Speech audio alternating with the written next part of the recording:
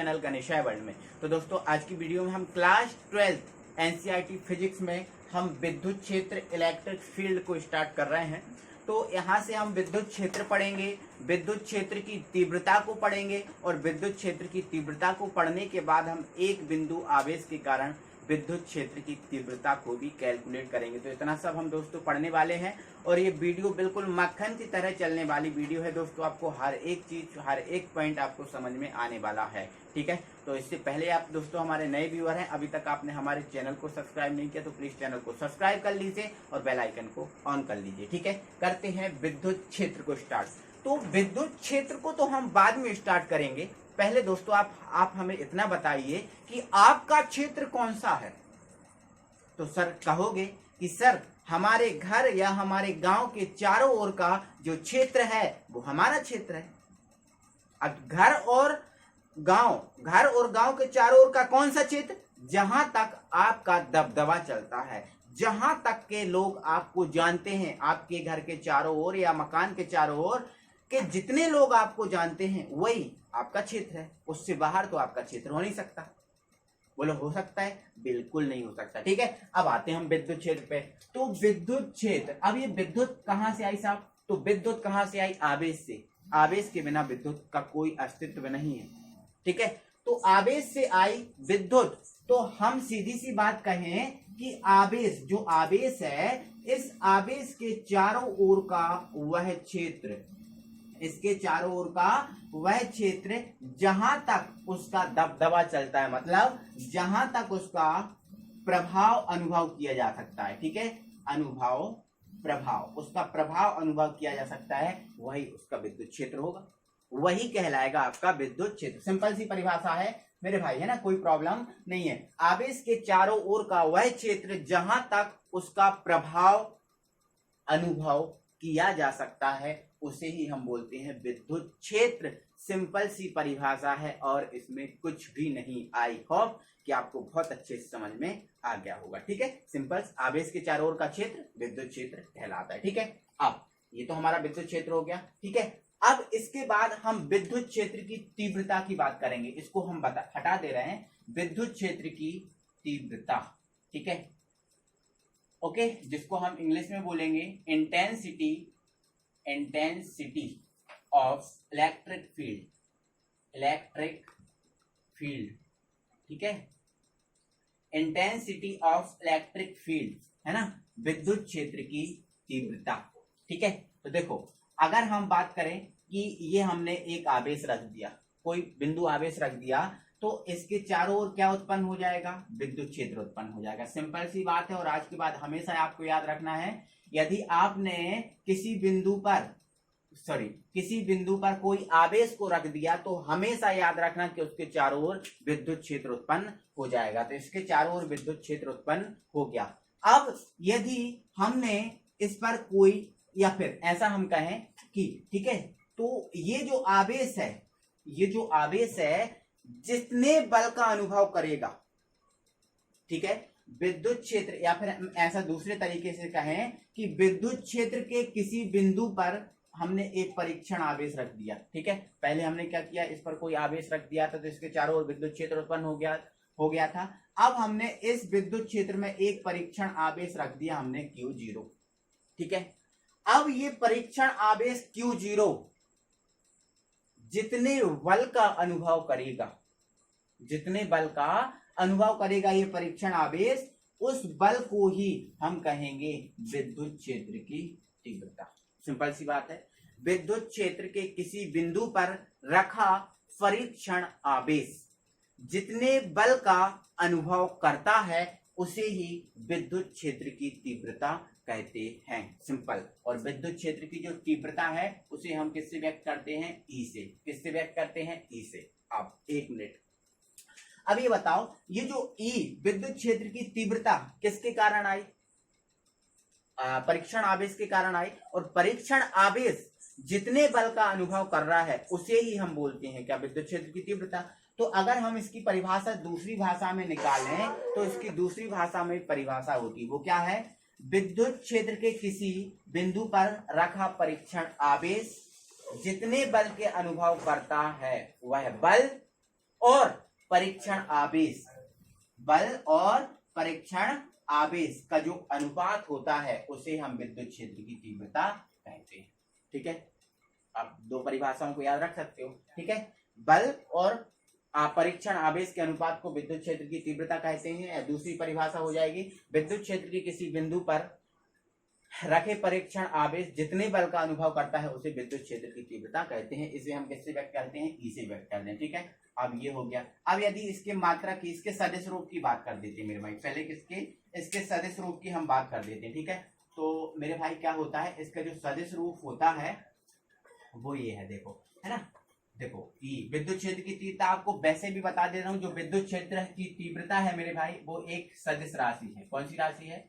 सदिश राशि है, ध्यान रखना, यह एक सदिश राशि है। ये चीज आप ये पॉइंट कर लेना, बिल्कुल परिभाषा लिखोगे उसके बाद ये लिख लेना कि ये सदिश राशि है। तो इसका सदिश रूप क्या हो जाएगा? ये ई वेक्टर बराबर बल भी क्या है, एक सदिश राशि, तो एफ वेक्टर, और ये आपका क्यू जीरो। ठीक है, तो ये इसका एक सूत्र बन गया। ठीक है, अब हम इसका मात्रक निकालेंगे, तो ये सदिश रूप निकाला। ठीक है, फाइनली इसका सूत्र यही है। ठीक है, तो अगर मात्रक निकालें तो बल का मात्रक क्या होता है? ठीक है, न्यूटन होता है, और आवेश का मात्रक क्या होता है? कूलम। तो जो विद्युत क्षेत्र की तीव्रता है, इस विद्युत क्षेत्र की तीव्रता जो ई है, इसका मात्रक निकलेगा न्यूटन अपॉन कूलम। ठीक है, चलो इसके बाद हम इसका विमीय सूत्र निकालेंगे, विमीय सूत्र। ठीक है, तो विमीय सूत्र की अगर बात करें तो बिल्कुल आप इजीली कर सकते हो। देखो यहाँ पर हमें ई का निकालना है। ठीक है, एफ का विमीय सूत्र क्या होता है? एम एल, ठीक है, एक minute, M L T minus two. ठीक है, और आवेश का क्या होता है? A T. ठीक है, इन दोनों को हम ऊपर लेके जाएंगे तो एम तो आपका सेम रहेगा। ठीक है, एल तो रहेगा।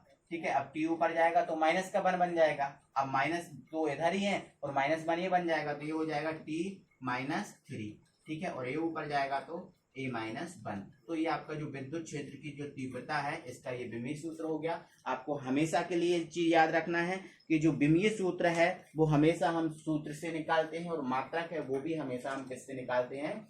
सूत्र से निकालते हैं। तो ये हमारा हुआ विद्युत क्षेत्र की तीव्रता। आई होप कि आपको बहुत अच्छे से समझ में आ गया होगा। बिल्कुल मेरे भाई कोई प्रॉब्लम नहीं होनी चाहिए, है ना। चलो इसके बाद हम एक बिंदु आवेश के कारण विद्युत क्षेत्र की तीव्रता को कैलकुलेट करेंगे। तो दोस्तों हमें क्या करना है, एक बिंदु आवेश के कारण, मतलब आपको पहले एक बिंदु आवेश बनाना है और उस बिंदु आवेश के कारण आपको विद्युत क्षेत्र की तीव्रता ज्ञात करनी है। तो बिल्कुल इजीली है, आप समझे। ठीक है, तो देखो इसके लिए हमने ये एक बिंदु बना लिया। ठीक है, अब ये बिंदु आवेश बनाना है, तो बिंदु आवेश कब बनेगा? जब इस बिंदु पर हम किसी आवेश की गणना करेंगे। ठीक है, तो हमने मान लिया ये जो है ना वो एक बिंदु है जिस पर कोई आवेश प्लस क्यू आवेश रख दिया। ठीक है, अब इस बिंदु आवेश के कारण हमें आर दूरी पर, हमने मान लिया कि माना आर दूरी पर एक बिंदु हमने मान लिया पी है, एक बिंदु हमें मान लिया, हमने क्या मान लिया? पी है, और इस पी पर हमें क्या करना है? विद्युत क्षेत्र की तीव्रता ज्ञात करना है। ठीक है, विद्युत क्षेत्र की तीव्रता ज्ञात करना है। ठीक है, अब ये हमने मान ली विद्युत क्षेत्र की तीव्रता, इसकी गणना करना है। अब विद्युत क्षेत्र की तीव्रता गणना करना है तो इसके लिए आपको क्या करना होगा दोस्तों? बिंदु पी पर एक परीक्षण आवेश की कल्पना करनी होगी। ठीक है, बिंदु पी पर आपको क्या करना पड़ेगा? एक परीक्षण आवेश की कल्पना करनी होगी। तो हमने क्या किया, इस बिंदु पी पर एक परीक्षण आवेश Q0 की हमने कल्पना कर ली, और ये क्या है हमारा? परीक्षण आवेश, परीक्षण आवेश, इसकी हमने इस पर कल्पना कर ली। ठीक है, अब कल्पना कर ली तो हमारे पास अब कितने आवेश आ गए? एक प्लस क्यू और एक आपका Q0। ठीक है, तो इन दो आवेश आ गए, और दो आवेशों के मध्य हमने कूलाम का नियम पढ़ा है कि दो आवेश होते हैं तो उनके मध्य आकर्षण या प्रतिकर्षण बल लगता है, तो इनके मध्य भी आकर्षण या प्रतिकर्षण बल लगेगा। ठीक है, तो इसकी आपको हल्की सी थ्योरी लिखना है, वो आप अपनी कॉपी में लिख लेना। क्या लिखोगे? माना किसी बिंदु ओ पर प्लस क्यू आवेश रखा है, तब इसके चारों ओर विद्युत क्षेत्र उत्पन्न हो जाएगा। ठीक है, इस बिंदु O से R दूरी पर एक बिंदु P है जिस पर हमें विद्युत क्षेत्र की तीव्रता E की गणना करनी है। इसके लिए बिंदु P पर एक परीक्षण आवेश की कल्पना करेंगे, इतना आपको लिखना है। ठीक है, तब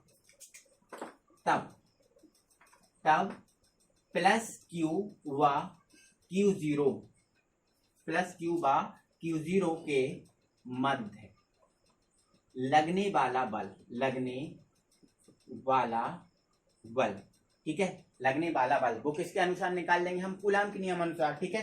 तो कूलाम के नियम अनुसार क्या हो जाएगा, कूलाम का नियम क्या होता है, F बराबर 1/4πε0 Q1 Q2 upon R square. देखो आर आर है, कोई दिक्कत नहीं, लेकिन आवेश Q1 Q2 नहीं है मेरे भाई, यहाँ पर आवेश हमारे क्या है, प्लस Q और Q0। तो यहाँ पर हम आवेश को क्या मानेंगे, Q और Q0।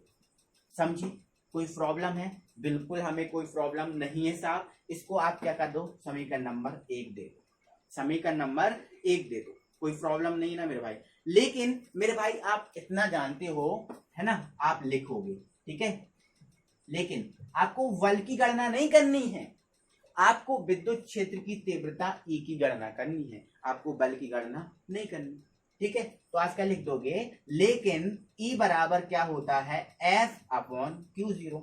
अभी हमने पढ़ा है आपको, अभी हमने विद्युत क्षेत्र की तीव्रता पढ़ा है, उसमें ही बताया E बराबर F/Q0 होता है, बिल्कुल होता है। तो आप क्या कीजिए, समीकरण 1 से मान रखने पर, समीकरण 1 से जो मान आया है F का वो रख दो उठा के, है ना। तो जैसे ही हम मान रखेंगे तो F E बराबर क्या हो जाएगा, F का मान कितना है, 1/4πε0 Q0 अपॉन आर स्क्वायर।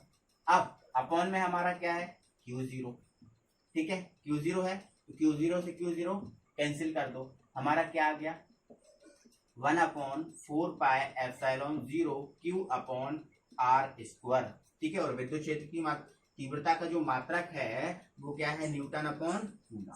तो मेरे भाई बस इतना है, ये आपका एक बिंदु आवेश के कारण विद्युत क्षेत्र की तीव्रता है मेरे भाई, बिल्कुल आपको इजी लग रही होगी, कोई इसमें प्रॉब्लम नहीं होनी चाहिए। तो ये एक बिंदु आवेश के कारण विद्युत क्षेत्र की तीव्रता है, बस इतना सा इजी है। बस मैंने आपको जो थ्योरी बताई थी उस थ्योरी को आप इसमें स्टार्टिंग में जब स्टार्ट करो फिर, ठीक है, पहले लिख लेना वो थ्योरी और फिर ये डायग्राम बना देना और ये आप बस, कोई प्रॉब्लम नहीं मेरे भाई, है ना। तो वीडियो, आई होप कि वीडियो अच्छा लगा है, मजा आया है तो वीडियो को लाइक कीजिए, शेयर कीजिए, है ना, अपने फ्रेंड सर्कल में। मिलते हैं अगली वीडियो में, थैंक यू वेरी मच।